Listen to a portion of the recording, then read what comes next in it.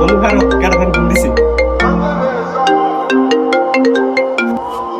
Hello, দাঁড়াও কেন, আমি আসতেছি। বন্ধু হ্যাঁ বন্ধু, বিয়া করছে। আরে বন্ধু তো থাক, থাক। আয় বন্ধু, লো আব্বার কাছে যাই, আব্বা তো কেন ইফতার পার্টি দিমু না আপনার।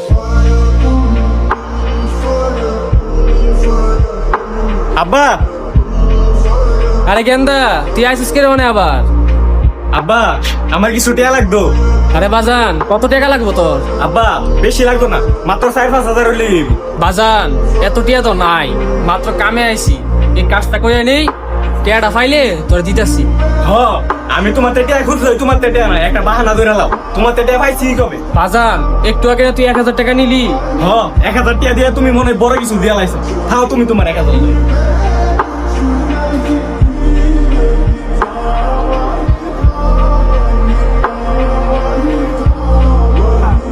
তুই খারাপ, তোর বাপের লগে এত খারাপ ব্যবহার করলি?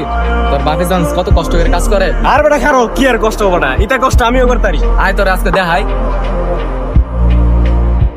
আয় তুই দেখ তোর বাপে আজকে কত কষ্ট করে কাজ করে।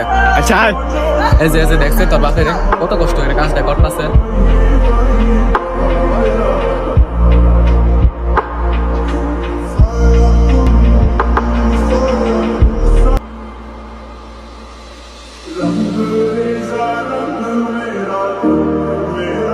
এই যে দেখছে কত বয়স আছে গা, তোর বাপে দেখ কখনো কত কষ্ট করে কাম করে, আর তুই এই বাপের আজকে দমক দিলি।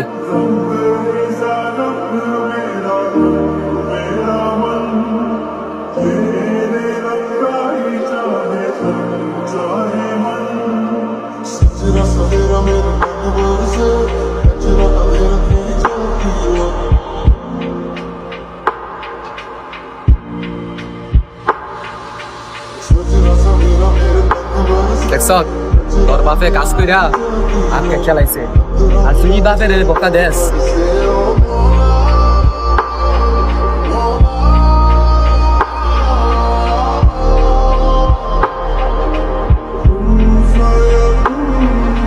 আচ্ছা তাহলে তুই থাক, আমি আব্বার কাছে যাই। আব্বা,